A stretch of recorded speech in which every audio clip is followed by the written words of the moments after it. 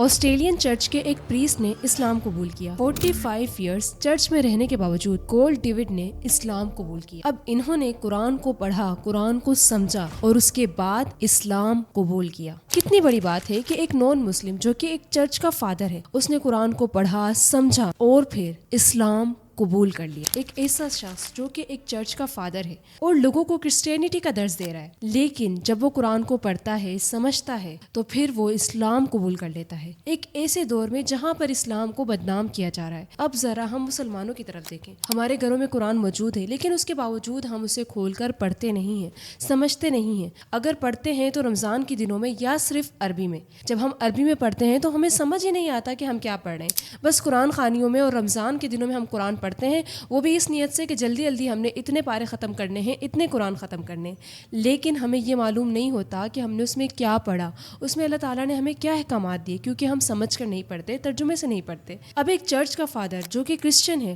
اس کے باوجود اس نے قرآن کو صرف عربی میں نہیں پڑھا بلکہ سمجھا، اس کے معنی نکالے اور دیکھنا چاہا کہ اسلام ہم سے کیا کہتا ہے، قرآن ہم سے کیا کہتا ہے، اللہ تعالیٰ ہم سے کیا فرما رہے ہیں۔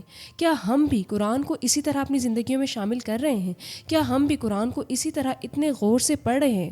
بہت سے مسلمان ہیں جو بہت کچھ پڑھ رہے ہیں، کوئی ڈاکٹر ہے، کوئی انجینئر ہے، کوئی وکیل ہے، ہم یہ سب کچھ بننا چاہتے ہیں، لیکن ہم ایک بہتر مسلمان نہیں بننا چاہتے۔ ہم اس دنیا کا علم حاصل کر رہے ہیں اور اس دنیا کو حاصل کرنے کی کوشش میں لگے ہوئے ہیں، سخت محنت کر رہے ہیں، لیکن ہم قرآن کو ترجمے کے ساتھ نہیں پڑھ رہے۔ اپنی زندگیوں کو بہتر بنانے کے لیے، اپنی آخرت کو بہتر بنانے کے لیے ہم قرآن کو سمجھ کر نہیں پڑھ رہے۔ یہ مسلمانوں کا حال ہے، لیکن دوسری طرف کول ڈیوڈ جنہوں نے قرآن کو پڑھ کر سمجھ کر اسلام قبول کیا اور اب ان کا نام عبد الرحمن ہے۔ ماشاءاللہ، اتنی خوبصورت بات ہے کہ دوسرے مذہب کے لوگ قرآن کو پڑھ کر سمجھ کر اسلام قبول کر رہے ہیں۔ اگر ہم خود پر غور کریں تو ہم آہستہ آہستہ قرآن کو چھوڑ کر اپنے دین سے اور اسلام سے دور ہوتے جا رہے ہیں۔